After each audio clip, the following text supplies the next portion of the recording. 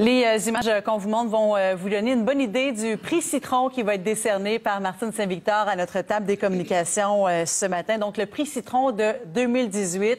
Et Martine, vous l'octroyez au prince héritier de l'Arabie saoudite. Oui, alors un rappel, Mohamed Ben Salman est le prince héritier de l'Arabie saoudite, petit-fils du fondateur du royaume et depuis 2017 vice-premier ministre. Donc, au début de l'année 2018, il a entamé une opération de charme de relations publiques aux États-Unis où il a accordé plusieurs interviews à de grands réseaux comme 60 Minutes, le magazine Time. D'ailleurs, il a fait la page couverture.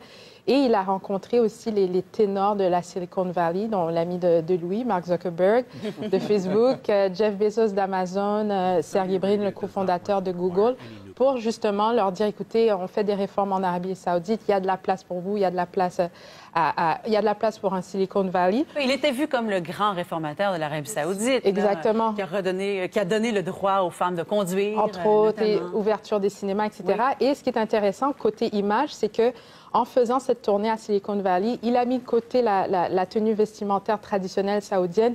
Il a enfilé le jean, le blazer, peut-être un petit peu plus occidental, si on veut. Donc, c'est une opération de charme qui a marché, hein, parce que, par exemple, les médias américains ne l'appellent plus, d'ailleurs, Mohamed Ben Salman, on l'appelle MBS, un petit sobriquet pour montrer la familiarité. Et c'est pas rien dans un pays où les seules personnes qu'on appelle par leurs trois initiales sont des présidents. JFK, LBJ et maintenant MBS. Donc, l'opération de charme a fonctionné. Mais là, après, il y a eu cette dégringolade. Oui, arrive l'affaire Khashoggi. Donc, tous les chemins de l'assassinat mènent à MBS, justement.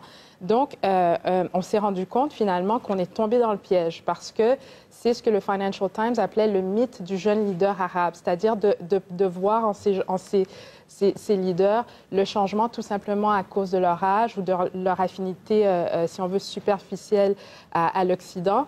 Et on a réalisé que finalement, il était comme son prédécesseur. Et le mythe du jeune leader arabe, c'est ce qu'on a vu en Syrie, en Libye, en Égypte, par exemple. Et là, on tombe dans le piège pour l'Arabie saoudite.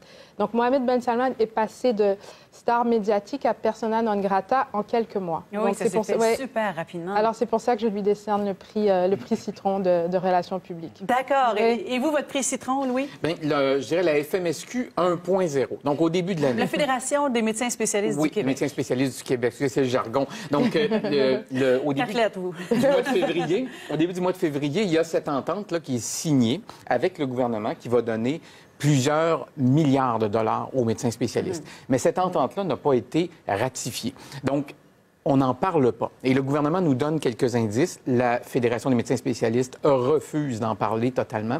Et il y a beaucoup de critiques, il y a beaucoup de coulage dans les médias, beaucoup de choses qui se disent, probablement pas toutes vraies non plus. Donc, et ça choque la docteure Diane Francaire, qui est la présidente et qui envoie un bulletin à ses membres où on dit, bon, l'entente avec le gouvernement, ce qu'il faut comprendre. On l'a d'ailleurs, le bulletin interne, on va le voir à l'écran. Et puis, donc, là-dedans, on dit, bon, les médias ne comprennent rien. Il y a seulement les médecins spécialistes qui peuvent comprendre. Ils peuvent pas... Mais comprenez que du point de vue public, les gens, quand on dépense l'argent des contribuables, on a envie d'en savoir un peu plus avant que tout soit canné, si je peux prendre l'expression.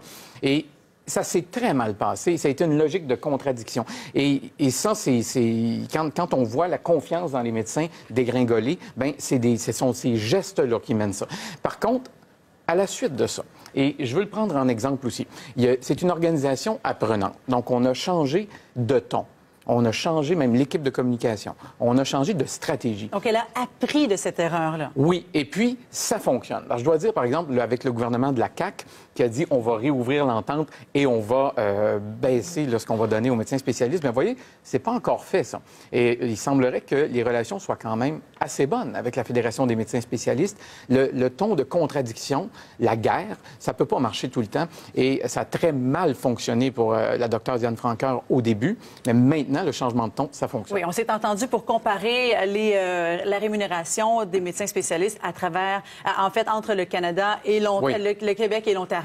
Et le rapport va sortir en janvier. Oui. Qu'est-ce qu'on doit faire à partir de janvier du côté de la FMSQ, à votre avis? Bien là, il y a un fameux rattrapage. Là, et du côté de je pense du côté de la FMSQ, il faut être capable de se positionner du côté des citoyens. Puis laisser un peu de côté le débat de chiffres. Ce qu'on voit souvent, c'est de dire, vous savez, 37 27 15 etc., étalé sur 8 ans, 5 ans, 3 ans. On comprend rien. Ça ne parle pas aux gens. Donc, je pense qu'il faut faut parler aux gens avec des histoires intéressantes, des médecins spécialistes. Je pense à la Fédération.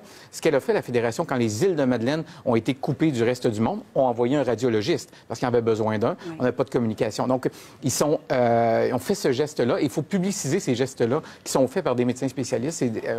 Je dirais pas de l'altruisme, mais quand même une conscience. Mais vous avez relevé le fait que Diane Francaire avait attaqué les médias. C'est une stratégie de plus en plus populaire, de plus en plus utilisée, surtout initiée par Donald Trump. Qu'est-ce que vous en pensez en terminant de cette stratégie-là, Martine? Bien, je pense que elle est utilisée à toutes les sauces. Madame Francaire l'a fait, Trump l'a fait, Maxime Bernier l'a fait, Emmanuel Macron l'a fait. C'est devenu la défense. Hein. Fake news, les médias comprennent rien. Ils vont devoir changer de formule, je pense. À ne pas faire, à votre avis? Mais non, ne pas faire. Je pense que la pire des choses, c'est de se mettre les médias à dos, surtout quand les médias ne font que faire leur travail. Louis, en terminant là-dessus. Bien, c'est certain que les médias ont toujours une position où ils servent d'intermédiaire. Ça les place comme une cible parfaite, mais en même temps, cette cible-là, elle va être là encore tout à l'heure. Donc, je pense pas que c'est vraiment une bonne stratégie d'attaquer les médias. Non. Bon, bien excellent, c'est sage. Ben oui. Comme conclusion, on a notre table des communications. On se donne rendez-vous en 2019. Merci à vous deux. À la prochaine. Merci pour l'année. Joyeuses fêtes. Joyeuses fêtes.